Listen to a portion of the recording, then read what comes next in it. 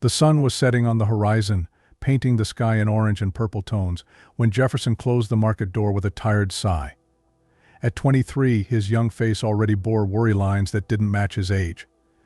His deep brown eyes swept the nearly empty parking lot, resting for a moment on a car he didn't recognize. "Hey Jeff," the voice of his colleague Mark brought him out of his thoughts. "Shall we have a beer? It's been a tough day." Jefferson shook his head, a sad smile playing on his lips. "I can't, man. I have to study for the test tomorrow." Mark rolled his eyes but gave Jefferson a friendly pat on the shoulder. "You work too much, you know that? One of these days you're going to forget what it's like to have fun." Mark's words echoed in Jefferson's mind as he walked to the bus stop. He knew his friend was right, but what could he do? With his mother sick and his father absent, the responsibility of supporting the house had fallen on his young shoulders. The bus arrived with a screech of brakes and Jefferson boarded, finding an empty seat at the back. As the city passed by the window, a haze of light and shadow, he allowed himself to dream for a moment. Dreaming of a different life, where you didn't have to constantly worry about bills and responsibilities. The next morning Jefferson arrived at the market earlier than usual. The manager, Mr. Anthony, called him into the office as soon as he saw him. "Jefferson, we have a new prosecutor starting today," said Mr. Anthony, his gray mustache moving as he spoke. "I want you to help her familiarize herself with the layout of the store." Jefferson nodded, wondering why the manager looked so nervous. His answer came minutes later, when a woman entered the office. Madeline was the kind of woman who made heads turn when she walked into a room. At 30, she radiated confidence and sophistication. Her black hair fell in soft waves over her shoulders, and her green eyes seemed to pierce the soul of whoever looked into them. "Hello," she said, extending her hand to Jefferson.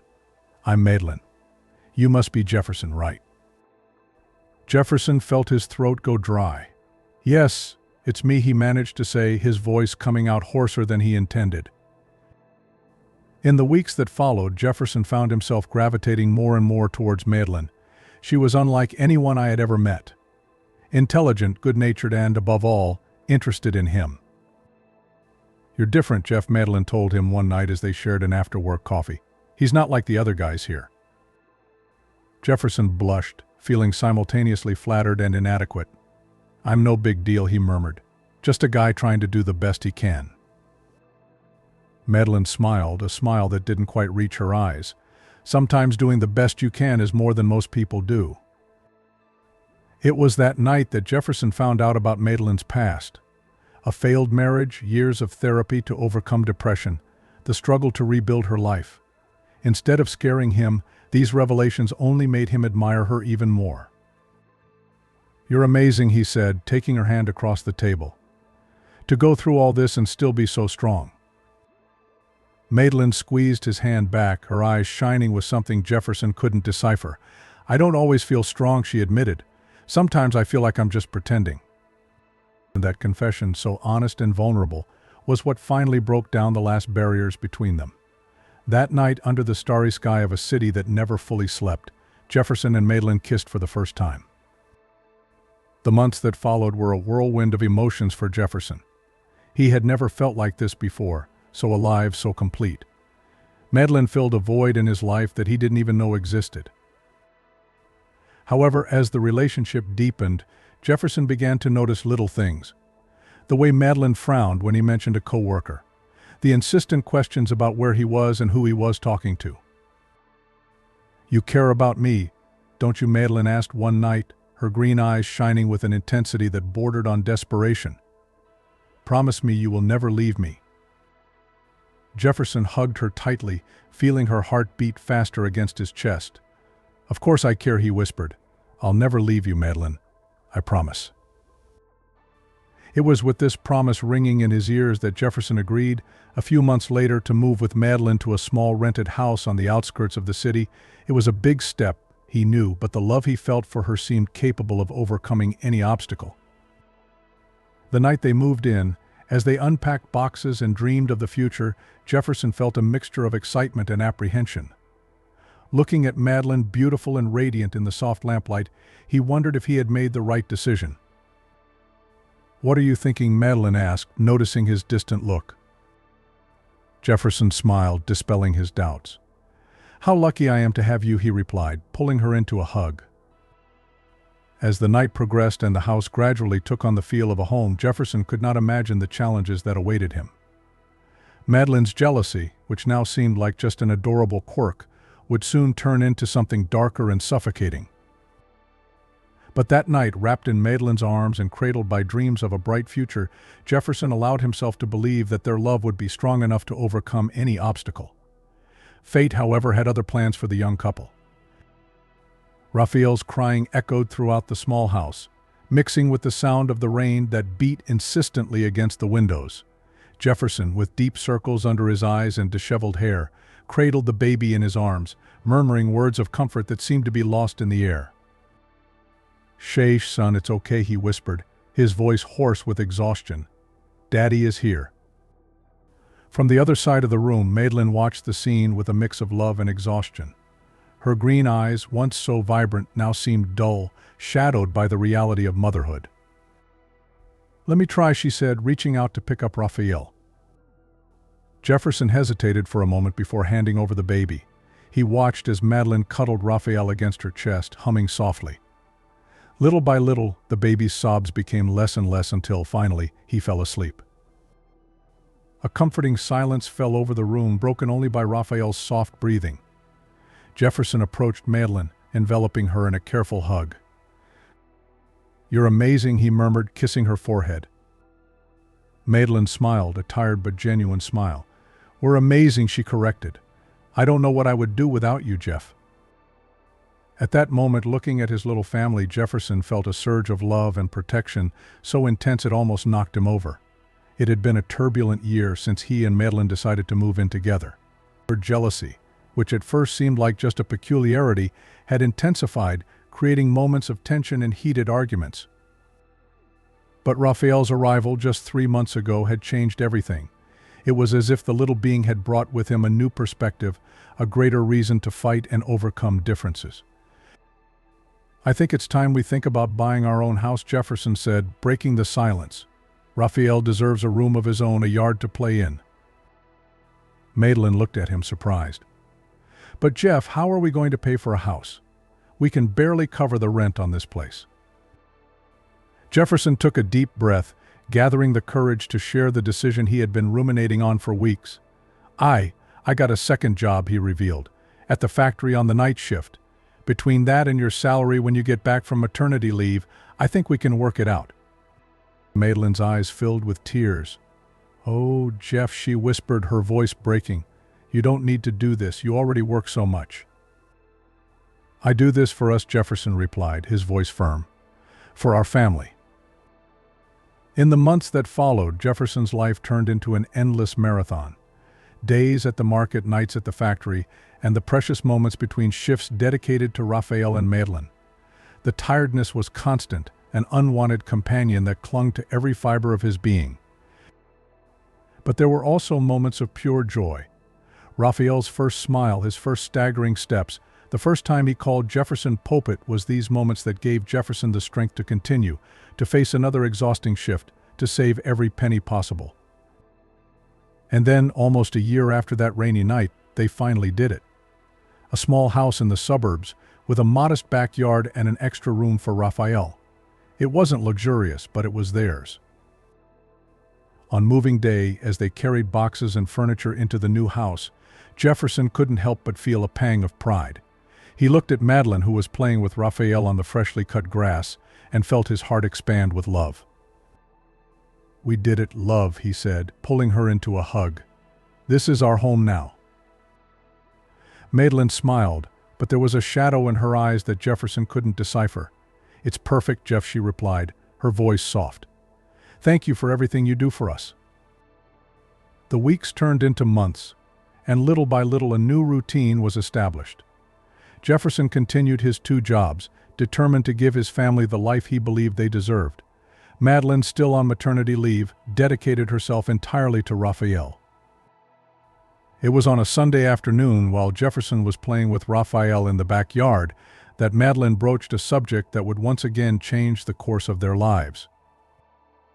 Jeff, she began hesitantly. I was thinking, Raphael is big enough to go to daycare. Maybe. Maybe it's time for me to go back to work. Jefferson looked at her, surprised. Are you sure, love? I thought you wanted to stay home with Rafa longer. Madeline looked away, focusing on a distant point. I love our son, you know that. But I miss, myself, having an identity beyond being a mother and a wife. Jefferson felt a pang of guilt. He had been so focused on providing for his family that he might not have realized Madeline's needs. If that's what you want, then let's make it happen, he said, pulling her close. We can look for a good daycare for Rafa, and you can return to the job market. Madeline's smile was radiant, lighting up her face in a way Jefferson hadn't seen in a long time. Thank you for understanding, Jeff, she said, kissing him softly. That night, after putting Raphael to sleep, Jefferson lay awake, thinking about the changes that were coming. Part of him was happy to see Madeline lively again, but another part couldn't help but worry. What would the new family dynamic be like with both of them working? Who would take care of Raphael when the daycare was closed? And more importantly, how would this affect his relationship with Madeline? Staring at the ceiling, Jefferson made a silent promise to himself and his family. No matter what challenges came, he would be there, strong and present, ready to face any obstacle. Little did he know that the greatest challenge of all was just beginning to loom on the horizon, ready to test the limits of his love, his trust, and his very identity. Understood. I will write Chapter 3 of the story based on the synopsis you provided previously, incorporating the characteristics and skills of the profile of the screenwriter described. Here is the third chapter. The sun had barely risen when Jefferson woke up, the sound of the alarm clock echoing in the silent room. Beside him, Madeline slept soundly, her face serene in the morning gloom. For a moment, Jefferson allowed himself to observe her, remembering the lively young woman he had fallen in love with years ago. With a sigh, he stood up silently, beginning his daily routine. He prepared coffee, packed Raphael's lunchbox, and left Madeline's breakfast ready on the table. It was a carefully choreographed ballet, a dance he had perfected in the months since Madeline had returned to work. As he drove to daycare, with Raphael humming happily in the back seat, Jefferson couldn't help the feeling of pride that washed over him. Despite the challenges, they were succeeding. Own home, stable jobs, healthy and happy son. It was more than he had ever dreamed of having. Daddy, look, Raphael's excited voice brought him out of his thoughts. The boy pointed to a park they passed every day. Jefferson smiled, looking in the rearview mirror. Yes, champ. How about we go there on the weekend? We can have a picnic. Raphael's face lit up at the idea, and Jefferson felt his heart warm. These moments, these little joys, were what made all the daily struggle worth it. After leaving Raphael at daycare, Jefferson headed to the factory. The night shift had been particularly exhausting, and he couldn't wait to get home and get some rest before picking up Raphael in the afternoon. It was when he was about to enter the house that he noticed something strange. Madeline's car was in the garage. Frowning, Jefferson checked his watch. It was only 10 a.m., too early for her to be home. Upon entering, he was greeted by silence. Madeline, he called, his voice echoing through the empty house. A noise coming from the room caught his attention. Jefferson walked up the stairs, his heart racing with each step. When he opened the bedroom door, the scene before him made his world come crashing down. Madeline sat on the bed, her laptop open in front of her, silent tears streaming down her face. Upon seeing Jefferson, she quickly closed the computer, but not before he saw the screen. "What's going on?" Madeline Jefferson asked, his voice shaking. Madeline wiped away her tears, avoiding his gaze. "It's nothing, Jeff. I just didn't feel well and came back early." But Jefferson could not ignore what he had seen. The laptop screen showed a Facebook conversation, a profile he didn't recognize, but the words he read were enough to make his stomach turn. "Who is he?" Madeline Jefferson asked, his voice now firmer. Madeline finally looked up at him, her green eyes filled with guilt and something else, fear. "Jeff, I can explain." The hours that followed were a blur of emotions for Jefferson. He discovered that Madeline had created a fake profile on Facebook, where she was chatting with a man she met at work. The messages were clear. He invited her to run away, to leave everything behind and start a new life. "Why?" Jefferson asked, his voice breaking. "Am I not a good husband? Am I not a good father?" Madeline sobbed, her words broken by tears. "You're perfect, Jeff, that's it. You're so good, so dedicated. And I feel suffocated. I feel like I've lost my identity, that I'm just a wife and mother now." Jefferson felt as if the ground had disappeared beneath his feet. All the sleepless nights, all the sacrifices he'd made, it all felt so empty now. "Were you really going to abandon us?" he asked, his voice just a whisper. "Were you going to leave Raphael?" Madeline's silence was answer enough. Jefferson felt a wave of fury and despair take over his being. Without saying a word, he left the room, went down the stairs and left the house, ignoring Madeline's desperate calls. He drove aimlessly through the city streets, his mind a whirlwind of emotions. Memories of happy moments mixed with the pain of betrayal. The first kiss, Raphael's birth, the purchase of the house. Everything seemed tarnished now. When the car finally stopped, Jefferson found himself in the park that Raphael loved so much. He sat on a bench, watching the happy families around him, and let the tears he had been holding back finally fall. It was there, in that moment of deep pain, that Jefferson made a decision. It couldn't continue like this. I couldn't live in a lie, no matter how much I loved Madeline and Raphael. With shaking hands, he picked up his cell phone and called his sister. "Sarah? I need your help," he said, his voice breaking. In the weeks that followed, Jefferson faced the painful divorce process. The separation from Raphael was the hardest blow. Even with shared custody, the days without her son were a constant torment. Without a job, as he had resigned from both jobs, unable to maintain his routine amidst the emotional chaos, and without a place to call home, Jefferson found himself facing the biggest challenge of his life, rebuilding himself from scratch. It was on a particularly difficult afternoon, while browsing job advertisements in a café, that Jefferson had an epiphany. Looking around, he saw people working on their laptops, students reviewing notes, friends chatting animatedly. "What if," he muttered to himself, an idea starting to form in his mind. That night, instead of wallowing in self-pity, Jefferson began research. About entrepreneurship, about opening your own business, about the needs of the neighborhood where I lived. The idea of a community café, a space that could serve as both a workplace and a meeting point, began to take shape. It was risky, he knew. I had no experience in administration, much less capital to invest. But for the first time in weeks, Jefferson felt a spark of hope. A chance to not just rebuild your life, but to create something meaningful, something that could help other people too. With renewed determination, he grabbed a notebook and began drafting a business plan. The hours passed unnoticed as he worked, his mind focused not on the painful past, but on a future full of possibilities. When the sun rose, he found Jefferson asleep over his notes, a small smile on his lips. The road ahead would be difficult, he knew, but for the first time in a long time, Jefferson felt like he was in control of his destiny. And so, heartbroken but not defeated, Jefferson took the first step toward his new beginning. The aroma of freshly brewed coffee filled the air, mixing with the soft buzz of conversation and the occasional clink of cups. Jefferson, now 30, watched his community cafe with a mix of pride and disbelief.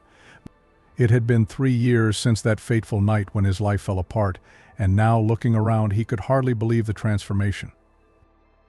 Café Ricamaco, as he affectionately named it, had become more than just a business. It was a refuge, a meeting point for people of all ages and backgrounds. Students occupied corner tables, immersed in books and laptops. A group of ladies were chatting excitedly about their weekly book club. At the counter, a young couple exchanged shy glances over their cups of cappuccino.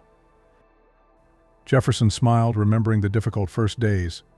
The sleepless nights preparing the business plan, the countless meetings with banks and investors, the endless renovations in the old warehouse that now housed the cafe. Each challenge overcome had been a stone in the construction of his new life. "Mr. Jeff," a childish voice brought him out of his thoughts. It was Lucy, the 7-year-old daughter of one of the regular customers. Can I have one more cookie, please? Jefferson bent down to the girl's height, his smile widening. Of course you can, Lucy. But this will be our little secret, okay? Don't tell your mom. As he handed the cookie to Lucy, Jefferson felt a familiar pang in his chest. Raphael would be her age now. The pain of separation from her son, although more bearable with time, had never completely disappeared.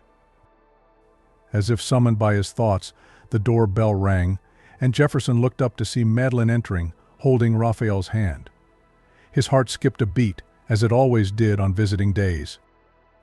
"Daddy," Raphael shouted, letting go of Madeline's hand and running towards Jefferson. Jefferson knelt, opening his arms to welcome his son. The impact almost knocked him over, and he laughed, hugging Raphael tightly. "Hey champ, how big you are." Madeline approached, a tentative smile on her lips. "Hi, Jeff. The place is great." Jefferson nodded, standing up with Raphael still in his arms. "Thanks. Would you like some coffee?" While Madeline placed her order, Jefferson took Raphael to tour the kitchen, showing him the equipment and introducing him to the team. The sparkle in the boy's eyes when he saw the huge mixers and industrial ovens reminded Jefferson of himself as a child, fascinated by the world of adults. Back in the ballroom, Jefferson found Madeline sitting at a corner table, watching them with an expression he couldn't decipher. Setting Raphael down, he approached, feeling the familiar weight of the conversation that was about to come. "He's so happy here," Madeline commented, her eyes following Raphael as he explored the café. "You did an amazing job, Jeff." Jefferson sat down, allowing himself a moment of pride. "Thank you. It wasn't easy, but it was worth it." An uncomfortable silence fell between them, filled with unspoken words and silent regrets. It was Madeline who finally broke it. "Jeff, I'm sorry. For everything." Jefferson looked at her, surprised by the sincerity in her voice. "In the first few months after the breakup, I had imagined this moment countless times." He fantasized about Madeline begging for forgiveness and him, magnanimous, granting it. But now, sitting there, he realized that reality was much more complex. "I'm sorry too, Madeline," he replied softly. "I think we both made mistakes." Madeline nodded, tears glistening in her eyes.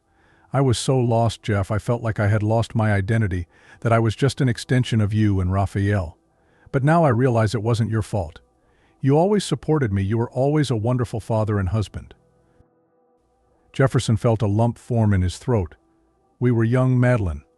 We were trying to figure things out together." "Yes, but I should have talked to you. I should have been honest about how I felt, instead of, well, you know." Jefferson nodded, remembering the pain of betrayal.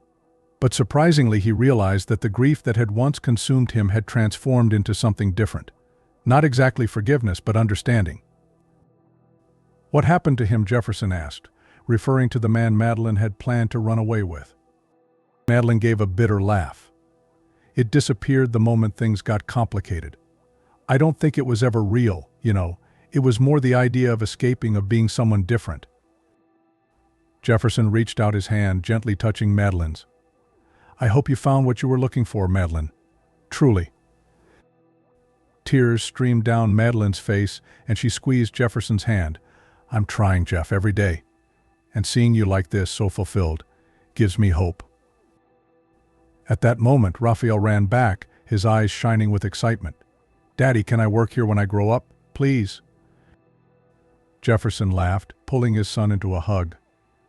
"Of course you can, champion. This place will be yours one day if you want it." As he hugged Raphael, Jefferson looked at Madeline, seeing in her a reflection of his own journey. Both had made mistakes, both had suffered, but they had also grown, evolved. That afternoon, as the sun set and bathed the café in golden light, Jefferson felt a peace he hadn't experienced in years.